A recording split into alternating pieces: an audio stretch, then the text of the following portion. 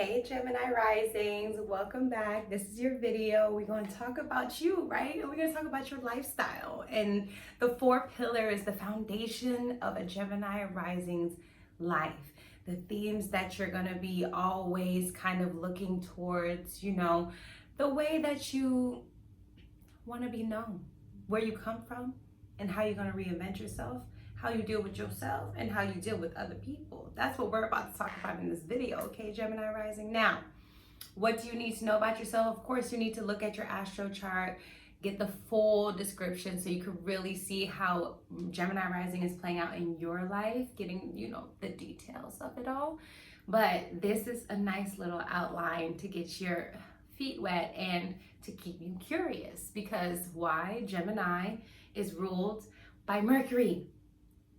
Mercury is the link between our mind and our emotions, okay? This is what forms our intelligence, our communication style, all right? The things that we think about, even our skills, our neighborhood, all right? Things like that. Gemini is about masculine and feminine energy. It's about duality. It's an air sign. It's mutable, meaning it's flexible, it's adaptable, versatile, okay? Stimulation. Mercury is super fast. It's a fast moving planet, okay? It's not really about stability. It's about getting the message in and out, in and out, in and out, in and out, in and out, all right? Now, Gemini traditionally rules the 3rd house. And it traditionally rules our neighborhood. And this is why I was talking about neighborhood stuff. So Gemini Risings are known to be like neighborhood people, or at least know what's going on in the neighborhood, okay? Depending on what kind of Gemini Rising you are. Now, all Gemini Risings don't approach life from the same talkative standpoint, okay? A lot of Geminis, yes, they're known to be talkative, but if they have other placements that kind of keep them low key, they're not gonna be that typical Gemini energy that you're used to, okay?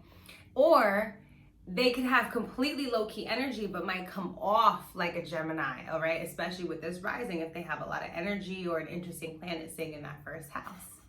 So for you, Gemini, on the 1st house, you're ruled by Mercury. So Mercury's movement, like I said, it's your mind. It's the things that you're thinking about. This is why you're known to be, funny. Like, you have a great personality. You're fun, you talk, you ask a lot of questions, okay? You're very inquisitive, you're curious, you're insatiable. Your knowledge is like, okay, I need to know more. I want to know more. And then what about this? And what did he say? What did she say?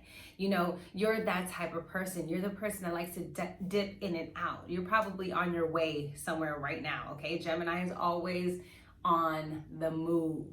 Whether it's physically or mentally, these people are always making movements, okay? They always got somewhere to go, somewhere to be, somewhere to talk to, all right? Something to do.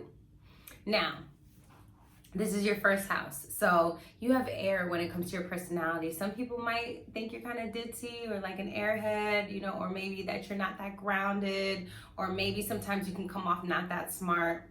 But it's all because of this Gemini thing, okay? There's a lightweightness about you.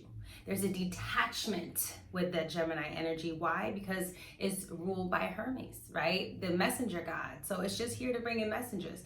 In and out, in and out. I'm here to just transport things around. I'm here to stay flexible. I'm here to stay, I don't have any type of real whole opinion I want to make about it. I'm just letting you know what I know. All right? I'm just letting you know what I know. This is a lot of Gemini rising energy. So these people, their personality is like, they can be very fun and just very quick people, okay?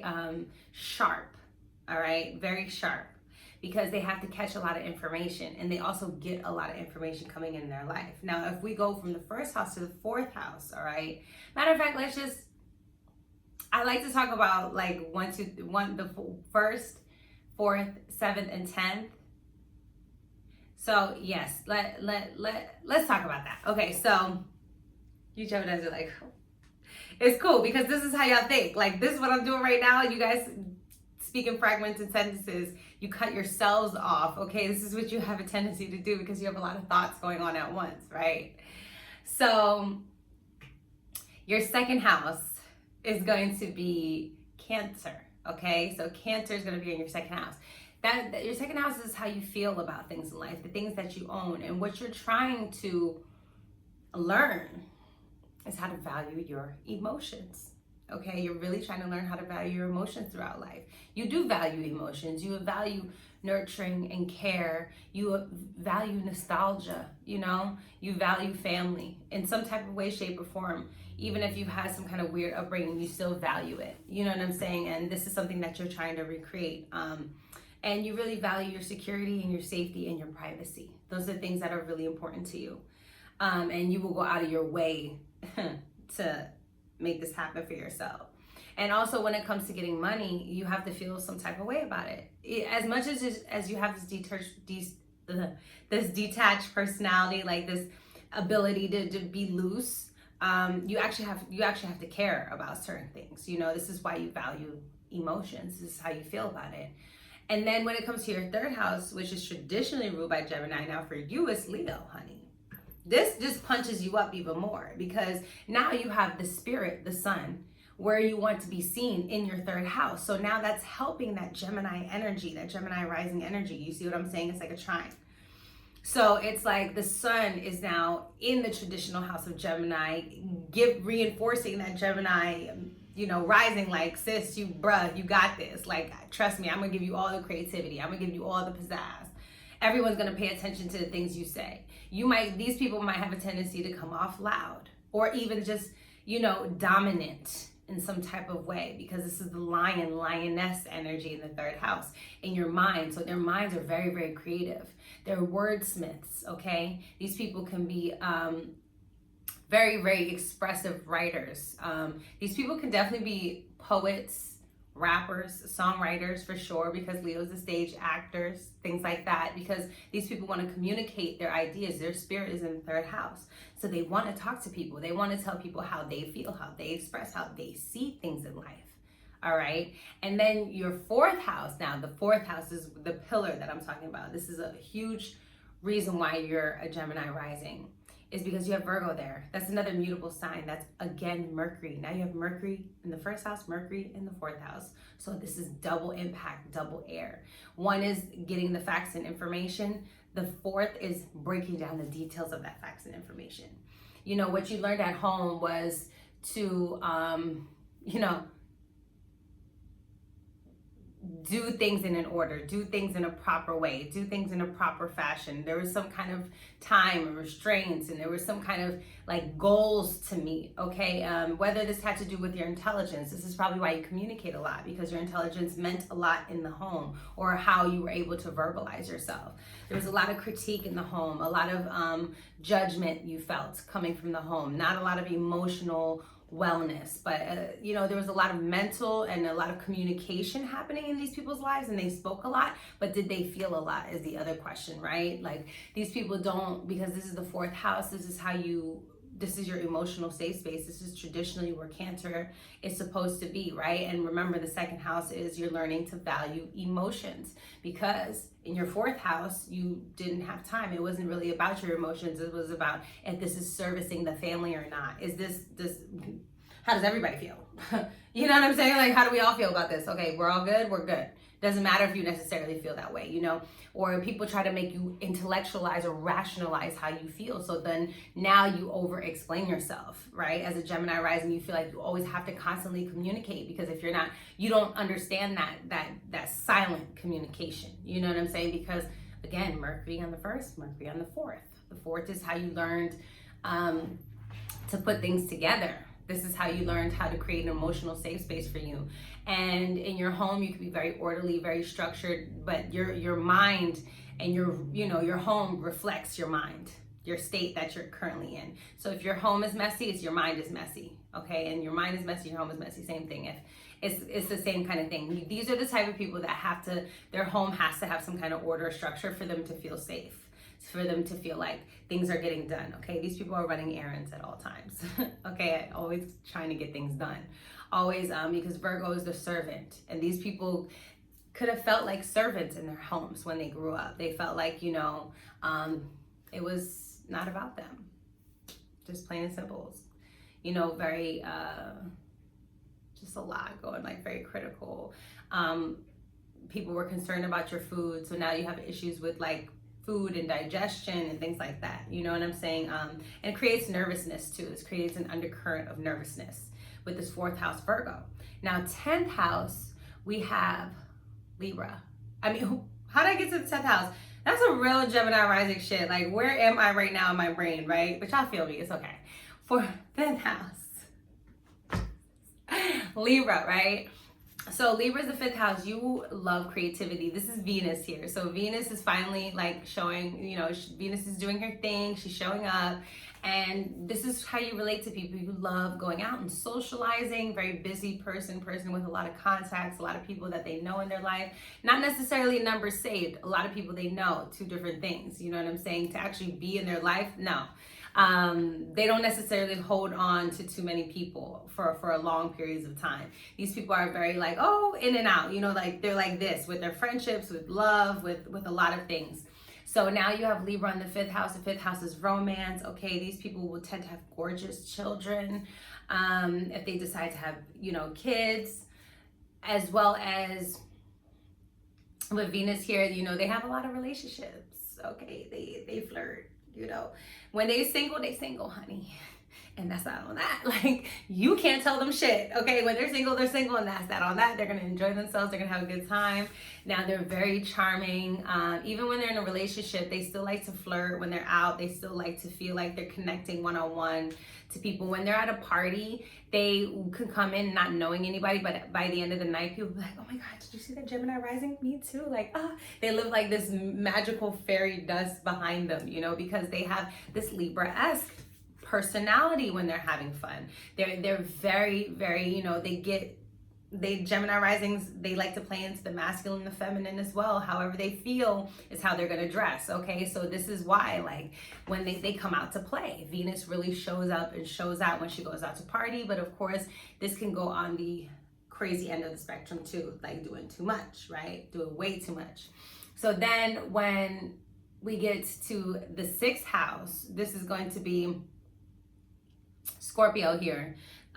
These people are very serious about their work. They want to dominate. Okay, this is the area where they want to dominate. They want to have control.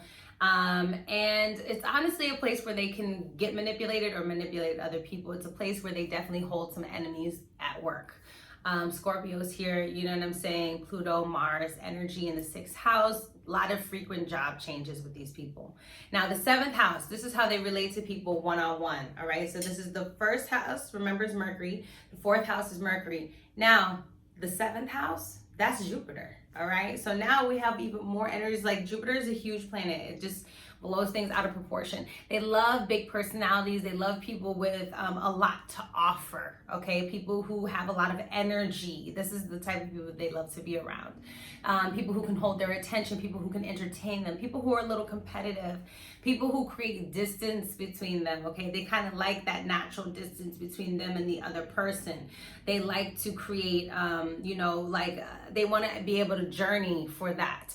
They want to be able to quest for that knowledge and that wisdom. They actually draw in a lot of mentors and people who drop a lot of wisdom and a lot of gems on them from a very early age, and they start to sync things and put things together after a while. It's just like, damn, oh, I remember when I was da-da-da-da-da, and then that's when they remember about, you know, whoever told them at whatever age, okay? So this is the type of people, when they get on intimate relationships, they're commitment phobes most of the time. They don't like to be in committed relationships. They don't, a lot of times, again, they don't know their emotions, right? They overthink things. So because they overthink things, they have a tendency to create this huge distance between them and the other person, because they don't want the other person to see how erratic they can be in their mind and how much they just make up stuff that doesn't necessarily always make sense, and they can blow things out of proportion, you know, and then this can happen in the relationship. So that like kind of lightheartedness, this lighthearted personality that they gave off now is like not that at all, okay? Not that at all. Because especially we have Leo in the 3rd house, so when they get angry, it's a blow up. Like they're gonna talk their shit. They're gonna get real bold, okay? They're gonna rip your head off, and you'll be like, whoa. It's like Dr. Jekyll and Mr. Hyde sometimes in intimate relationships, because they have to understand emotions and they have to, you know, understand nurturing and nourishing. They most of the times really need to understand that silent hug, you know what I'm saying, and love from deep within and devotion from deep within, and not, you know, just through text messages or talking about it. But that's the 7th house, and so Sagittarius is there. So they're going to learn a lot in their relationships, a lot on their personal one-on-one relationships. Okay. And we're going to go ahead and go to the 10th house. You see how in depth this video can get? But I had to kind of tell you a little bit more there. And if you guys want me to do a longer version of this, let me know and I'll make it happen. But the 10th house, essentially, like, fuck it. Like, this is such I feel like I slide into every energy every time. Like, this shit is crazy. Okay, let me just go back. Let me go to the 8th house. So the 8th house, we have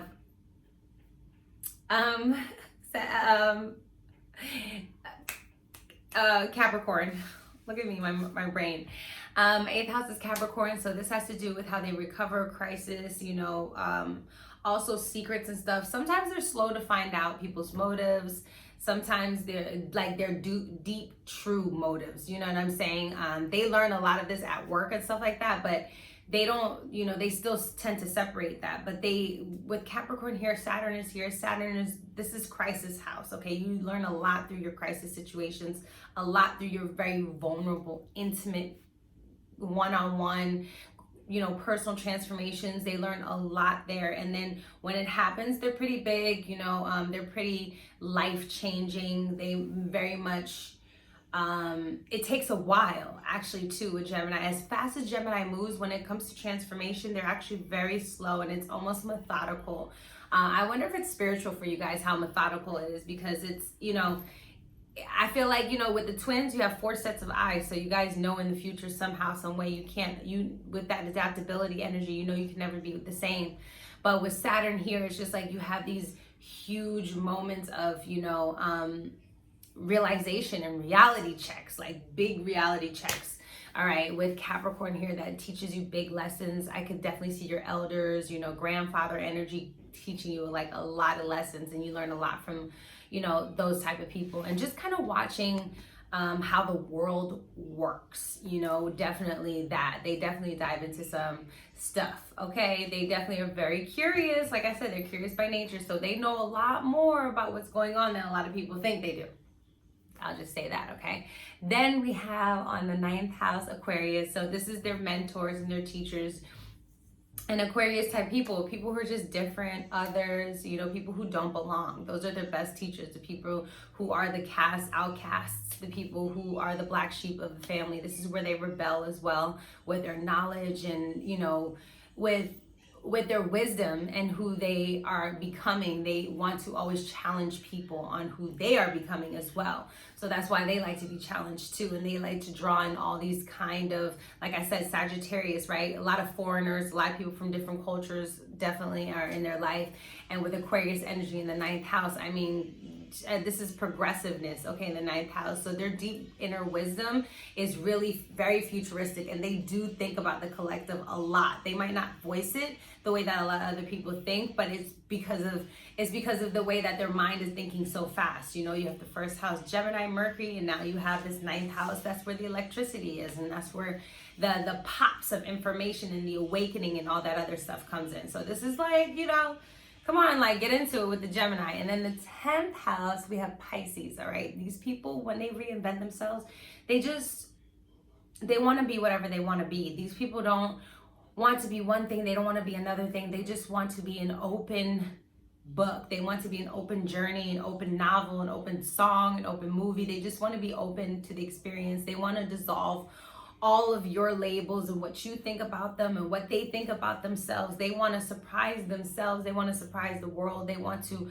you know, show themselves as the people that can really see the future as that success you're looking for is actually forgiveness. You know what I'm saying? And that's what Gemini Rising is all about. Like, that success you're looking for, that long term, is true self-forgiveness and reinventing yourself into a person that's spiritually connected to what you want to do. Again, there's water on this house, okay? So these people really have to feel very deeply about what they want to do with their lives and what they want to present, because they know what they do finally give out to the world and what they reinvent themselves at is going to be remembered. It's going to be felt. This is Pisces energy, okay? Neptune, Jupiter here.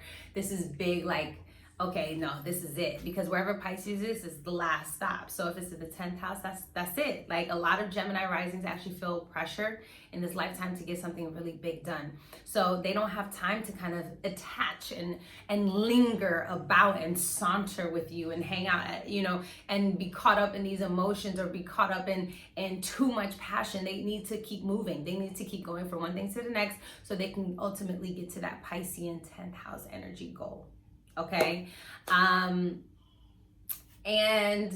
the 11th house is going to be Aries. So they like to surround themselves with people who are go-getters, who are very inspiring, who, they just do what the fuck they want to do. Aries people, pioneers and leaders. They love to be around people who are going to motivate them to be better. Like I said, these people love to be challenged. They're around, their friends challenge them, and that's what they like. That's what they think healthy relationships are, when you challenge one another to be better as individuals.